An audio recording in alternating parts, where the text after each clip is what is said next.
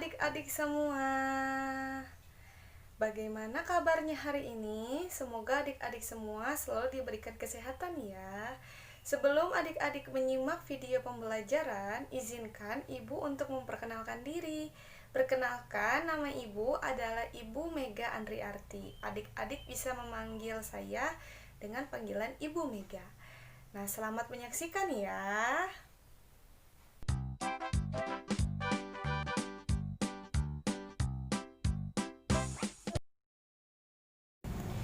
Assalamualaikum semuanya.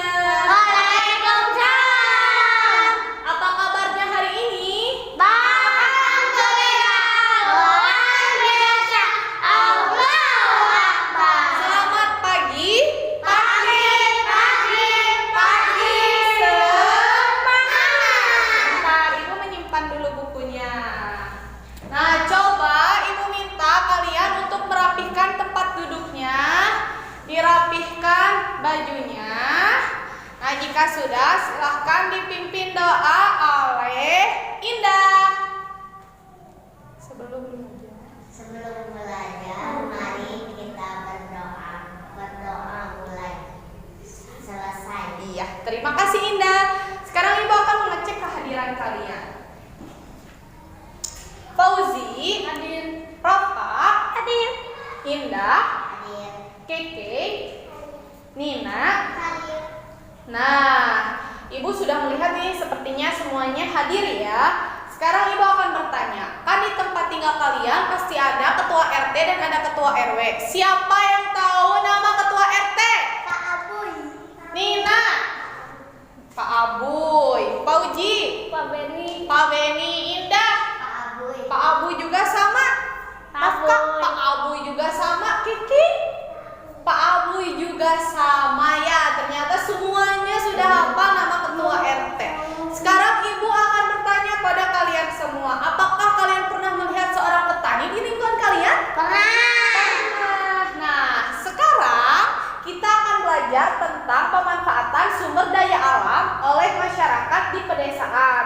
Terdapat pada tema 3, peduli terhadap makhluk hidup, subtema 1, hewan dan tumbuhan di lingkungan rumahku pada pembelajaran 1. Tujuan pembelajaran hari ini yaitu dengan menggunakan model pembelajaran saintifik, peserta didik diharapkan dapat mengidentifikasi tentang pemanfaatan sumber daya alam di suatu pedesaan, serta mampu mencari informasi atau wawancara pada tokoh masyarakat di desa tersebut. Kemudian, peserta didik mampu membuat laporan hasil kunjungan di sebuah desa dan dapat dipresentasikan di depan kelas. Nah, di sini Ibu punya media notoking ya. Ini media notoking. Ibu akan membagikannya terlebih dahulu. Ini Raka, ini Nina, Keke,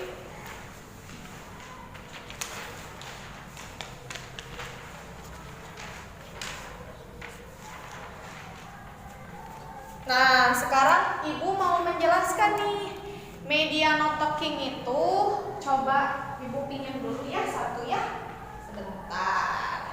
Nah, media notoking ini adalah suatu catatan dari hasil rangkuman yang digabungkan dari warna dan gambar sehingga terlihat menarik. Kegunaan media notoking ini adalah untuk memberikan informasi secara singkat dan menarik bagi pembacanya. Sekarang Ibu akan bertanya nih pada kalian, di media notoking ini ada gambar apa aja? Sawah, danau, sungai, terus kebun. Ada kebun apa ini gambarnya? Singkong, kebun singkong, betul sekali. Sekarang Ibu mau bertanya ke Fauzi, sumber daya alam itu apa sih Fauzi?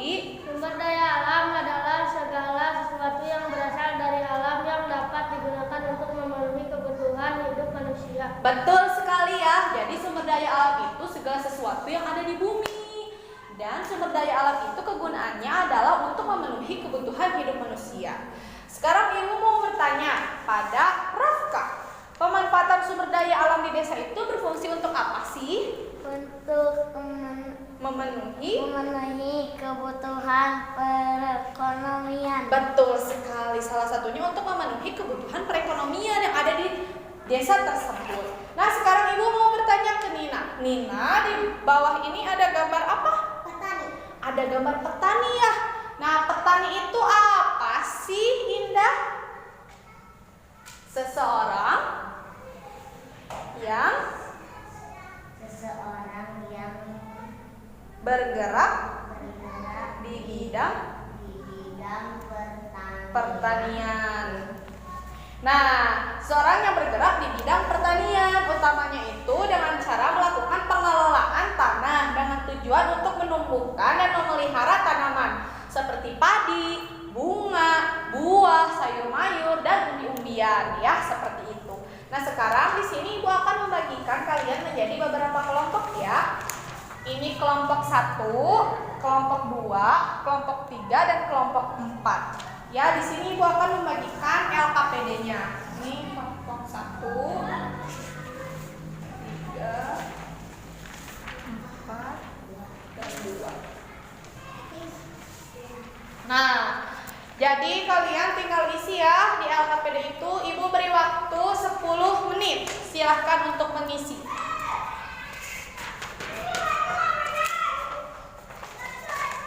Nah, sudah ya, waktunya sudah habis. Di sini Ibu akan memanggil dulu kelompok 1 untuk perwakilan kelompoknya. Silahkan Indah maju ke depan.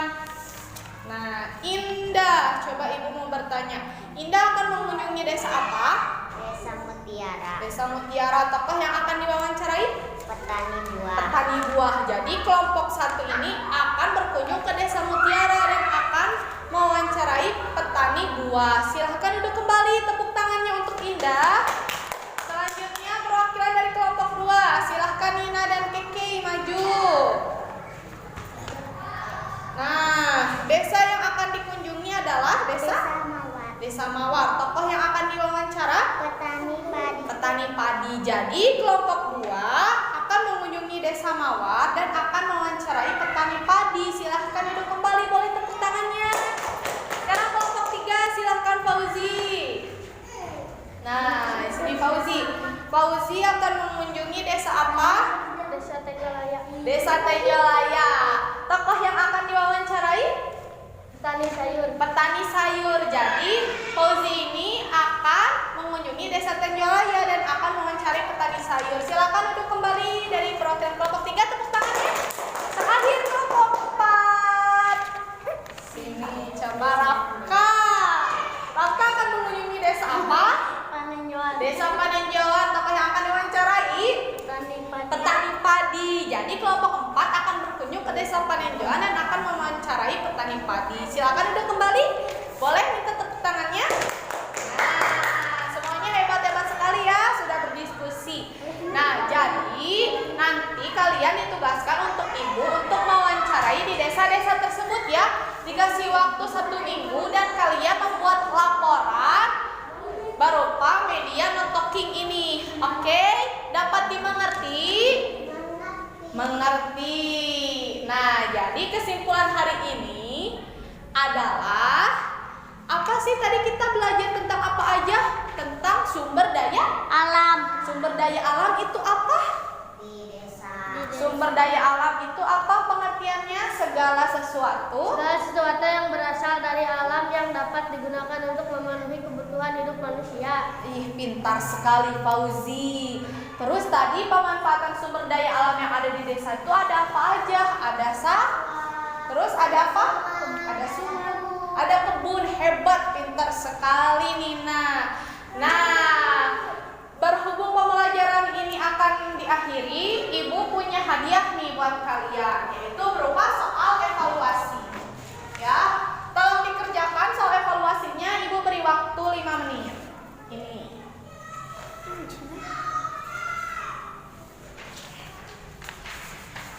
Nah, silahkan dikerjakan. Ya.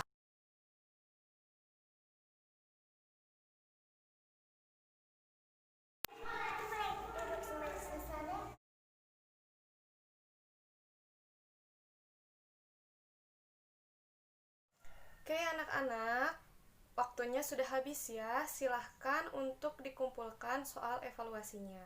Baik, Nah, Ibu. sekarang kita bahas ya soal evaluasinya. Coba siapa yang ingin menyebutkan pemanfaatan sumber daya alam yang ada di lingkungan sekitar kalian? Ibu. Oh iya, silahkan Keke. Di rumah Keke ada sawah sama kebun. Wah, hebat sekali Keke. Ternyata di lingkungan sekitar rumah Keke, pemanfaatan sumber daya alamnya itu ada sawah dan ada kebun. Kebun apa Keke? Kebun ubi sama singkong. Oh, ada kebun ubi dan ada kebun singkong. Jadi dapat kita simpulkan kebanyakan masyarakat yang ada di sekitar lingkungan rumah Keke adalah seorang petani. Ada petani padi dan ada petani umbi-umbian. Nah, seperti itu ya. Ibu rasa semua sudah mengerti ya tentang pemanfaatan sumber daya alam yang ada di desa? Sudah, Ibu. Baik, jika sudah mengerti. Nah, sebelum kita pulang, alangkah baiknya kita berdoa. Silakan Fauzi untuk memimpin doanya. Belum pulang, kita Berdoa. berdoa mulai. Selesai. Ya, terima kasih Fauzi telah memimpin doanya. Ibu tutup pembelajaran hari ini. Akhirul kalam. Wassalamualaikum warahmatullahi wabarakatuh. Waalaikumsalam warahmatullahi wabarakatuh.